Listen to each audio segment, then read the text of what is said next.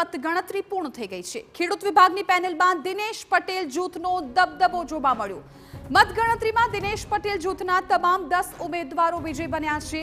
ખેડૂત પેનલમાં પૂર્વ મંત્રી નારાયણ પટેલ પૌત્ર સુપ્રીતનો પરાજય થયો છે।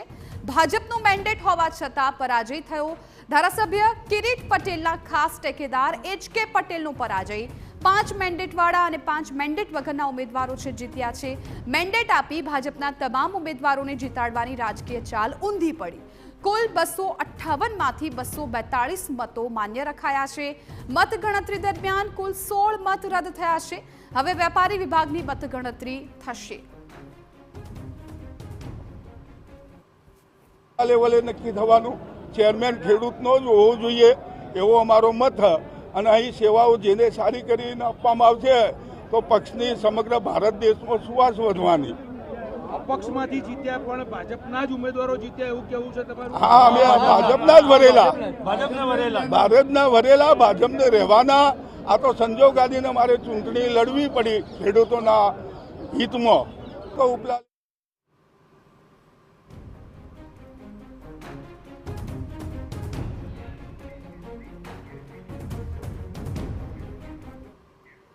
તો સંવાદદાતા મનીષ મિસ્ત્રી આ મામલે વધુ જાણકારી આપવા માટે અમારી સાથે લાઈવ જોડાઈ ગયા છે। મનીષ, ખૂબ જ રસપ્રદ ઊંઝા એપીએમસીની આ ચૂંટણી કે જેમાં ખેડૂત વિભાગની મતગણતરી પૂર્ણ થઈ ગઈ છે। દિનેશ પટેલનો દબદબો જોવા મળ્યો અને હવે વેપારી વિભાગની મતગણતરી પર નજર રહેશે।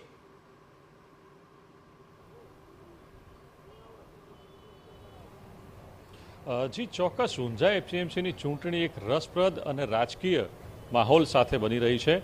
આજે જે પ્રમાણે પરિણામો સામે આવી રહ્યા છે, સૌને સવાલ હતો કે ભાજપના મેન્ડેટ મળ્યા છે એ સિવાયના પણ ઉમેદવારો મેદાને છે, કોણ જીતશે કોણ હારશે, ત્યારે આ તમામ સવાલોનો અંત આવી ગયો છે અને આજે દિનેશ પટેલની પેનલે વિજય હાંસલ કર્યો છે। ખેડૂત વિભાગમાંથી જે 10 ઉમેદવારો જીત્યા છે તેમાંથી 5 ઉમેદવારો મેન્ડેટવાળા, 5 ઉમેદવારો મેન્ડેટ વગરના જીત્યા છે।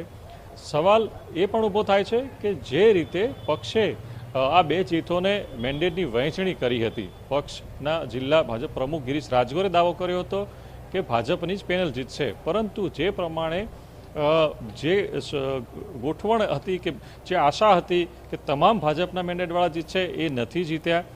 તેને લઈને હવે ભાજપની સ્ટ્રેટેજી જે છે એ ખોટી પડી છે।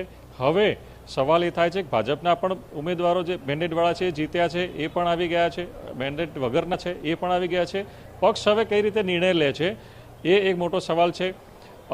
બિનહરીફ તરીકે ખરીદ વેચાણમાંથી દિનેશ પટેલ તો જીત્યા હતા, પરંતુ જે બાકીના જે આજની ચૂંટણી છે એ વેપારી વિભાગની જે મતદારોની મતની ગણતરી છે એ હવે થવાની છે। ખેડૂતની પૂર્ણ થઈ ગઈ છે। વેપારીમાં જે 4 બેઠકો છે એમાં પણ હવે શું પરિણામ આવે છે એ જોવું રહ્યું, પરંતુ મહત્વની જે બેઠકો છે એ 10થી વધુની છે કે 10થી વધુ બેઠકોના જે પોતાની પેનલના ઉમેદવારો સાથે દિનેશ પટેલ સત્તા પર ફરી બેસે તો નવાઈ નહીં।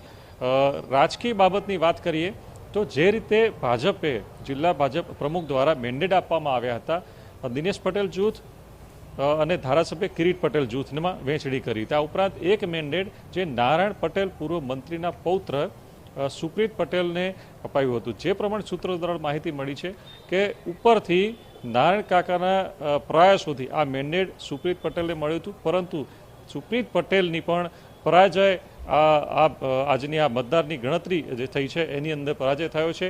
કિરીટ પટેલ જે એમના ધારાસભ્ય છે ઊંઝાના, એમના જે ટેકેદાર, એમના જે ખાસ કહેવાય છે એચ.કે. પટેલ, એમની પણ આજે ખેડૂત વિભાગમાંથી પરાજય થયો છે। ત્યારે દિનેશ પટેલે ભારે બહુમતી સાથે ફરીથી સત્તા સંભાળે તો નવાઈ નહીં, પરંતુ સવાલ પણ એ થાય છે કે હવે ભાજપ શું સ્ટ્રેટેજી અપનાવે છે, ચેરમેન માટે કોને મેન્ડેટ આપે છે, શું મેન્ડેટ પ્રમાણે ચેરમેન બનશે કે નહીં, એ પણ હવે સવાલો ઊભા થવા જઈ રહ્યા છે। જી બિલકુલ મનીષ, આભાર સંગઠન માહિતી બદલ। તો ખેડૂત વિભાગમાં દિનેશ પટેલનો દબદબો જોવા મળ્યો છે અને 10 ઉમેદવારો છે તેમની જીત થઈ છે।